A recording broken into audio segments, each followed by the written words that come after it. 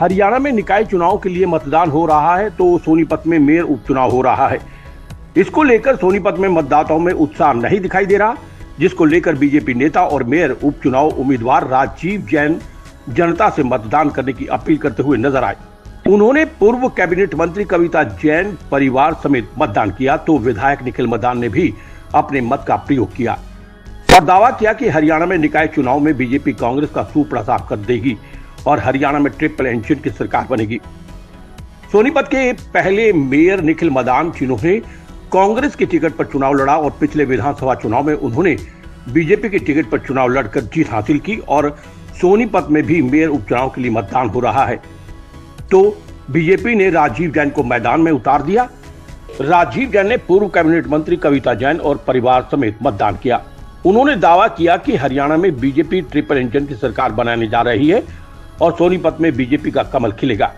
हरियाणा में कांग्रेस का सूपड़ा साफ होगा। सोनीपत से बीजेपी विधायक निखिल मदान ने अपने मत का प्रयोग किया और कहा कि सोनीपत की जनता अपने विकास कार्यों के लिए वोट कर रही है और हरियाणा में कांग्रेस के पास झूठ की राजनीति को दरकिनार कर रही है। वहीं बनियापुर की जनता नगर निगम में शामिल होना चाहता था, इसलिए उसको शामिल किया गया है।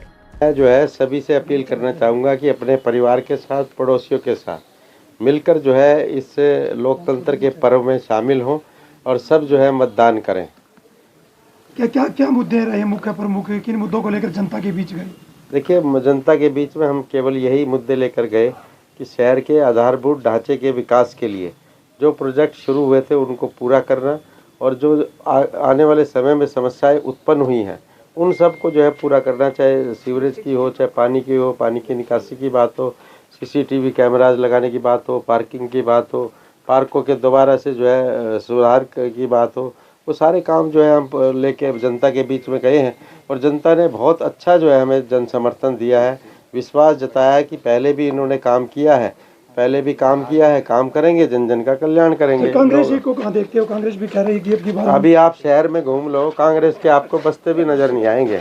मैं सभी मतदाताओं से ये अपील करना चाहती हूँ, ये लोकतंत्र का महापर्व है और एक तरह से मैं इसको यज्ञ भी मानती हूँ विकास के लिए।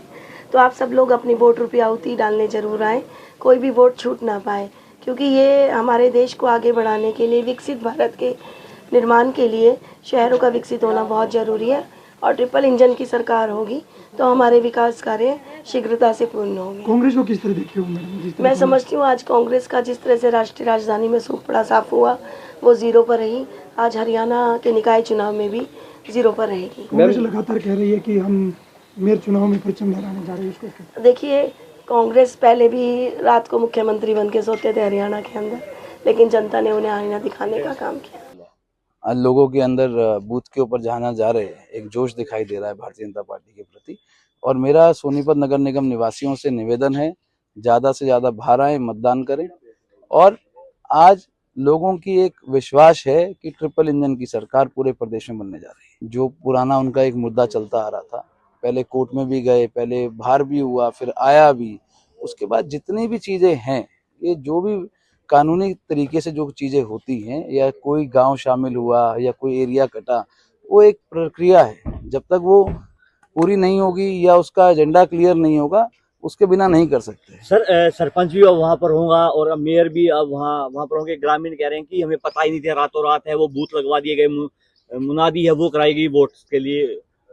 जो सरपंच के चुनाव थे 2 साल 2.5 साल तकरीबन पहले हो चुके थे, पर जब आज डिसीजन आया है और जो गांव शामिल किए गए हैं, बनियापुर हो या जो एरिया उसमें बढ़ाया गया है, तो उसके अंदर वोटिंग कराई जा रही है। तो दोनों के साथ मिलजुल कर काम वहाँ पर होंगे और मैं समझता हूँ बनियापुर वाले गाँव की मांग थी कि निगम में लिया जाए, तो वो उसके हिसाब से निगम में लिया गया।